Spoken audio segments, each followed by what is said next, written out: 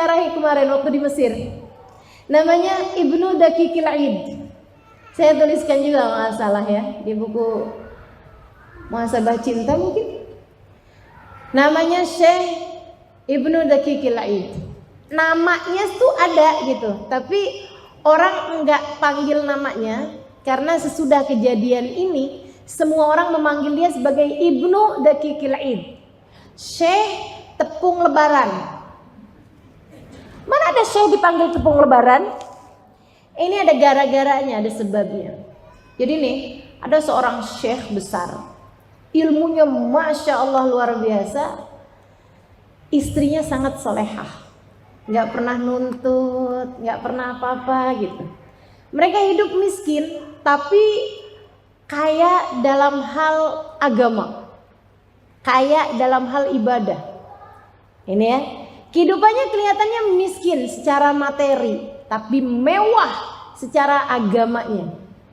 Sunnah-sunnah ada, Quran ada, kajian ada, sholat duha ada, tahajud ada, zikir ada, keluar masuk kamar mandi ikutin sunnah, cara makan ikutin sunnah, tuh mewah rumah tangganya secara agama, meskipun minimalis, sangat sederhana, bahkan bisa dibilang miskin secara materi duniawi.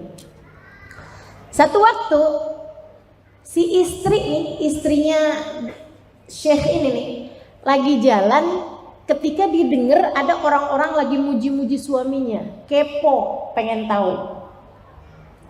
Dan anak-anak muda lagi bilang, ih Syekh kita tuh ya ampun, pinter betah pokoknya, pinter banget, kayak wis komputer berapa tuh ya di kepalanya gitu.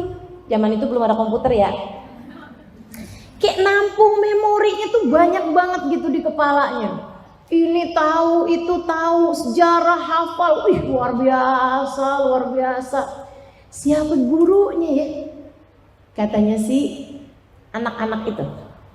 Saya nggak pernah tahu gurunya yang sekarang masih ada gitu, yang tentu orang tahu siapa gurunya, tapi maksudnya udah meninggal gitu. Gurunya yang sekarang tuh yang membesarkan dia sampai sekarang tuh siapa gitu? Pasti gurunya tuh lebih hebat lagi dari dia gitu. Si istri nih denger kayak begitu, disamperin sama dia. Kalian lagi ngomongin suami saya? Oh iya ibu, iya. Masya Allah. Kalian penasaran pengen tahu gurunya suami saya? Ibu tahu? Ya tahu kan, saya istrinya. Siapa bu sebenarnya gurunya suami ibu? Saya.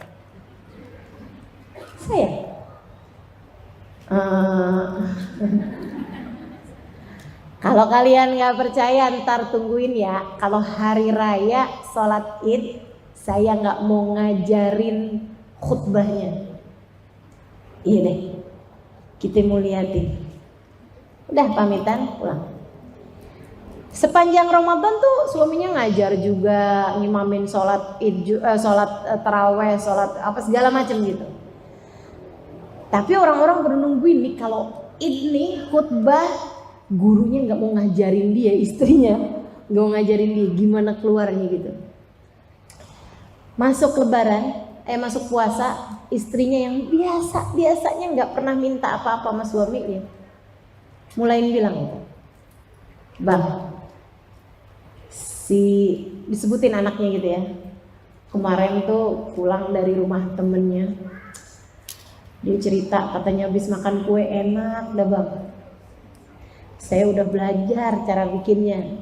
Ntar kalau mau lebaran kasih saya tepung ya bang. Saya mau bikin kue lebaran. Oh iya.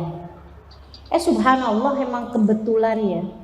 Itu di masa-masa lebaran, di masa-masa puasa nggak dapat rezeki lebih buat beli tepung lebaran. Memang semiskin itu mereka. Jadi nggak keburu-keburu buat beli tepung lebaran, cuman keburunya buat buka sahur gitu aja. Tambah deket-deket lebaran nih, istri yang nggak pernahnya malah mulai ngerongrong, bang, tepung lebarannya udah ada bang. Saya udah belajar, udah bisa bikin kuenya, udah nanya ke tangga sebelah.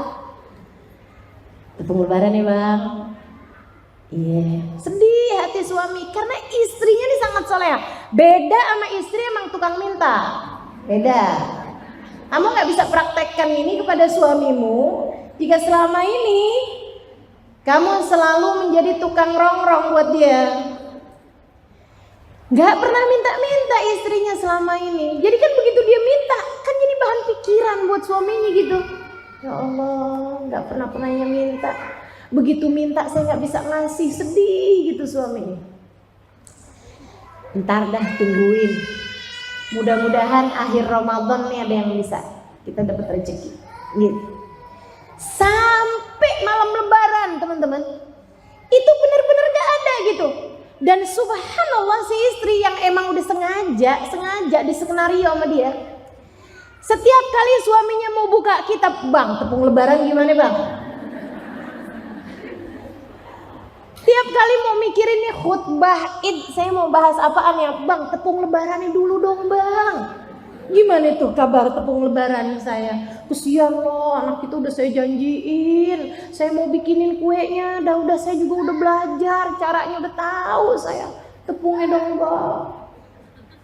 Teman-teman saudara sekalian, sampai malam lebaran gak dibiarin suaminya punya pikiran untuk bisa belajar apa-apa kecuali dirongrongin urusan tepung lebaran. Sampai istrinya tuh bilang gitu malam hari itu, bang kali-kali ntar kalau abisnya selesai khutbah id, kalau ada yang ngasih ntar beliin saya tepung lebaran ya bang. Saya udah bilang sama yang punya tokonya tuh biar besok juga biar kata lebaran dia mau ngejual buat saya bang. Iya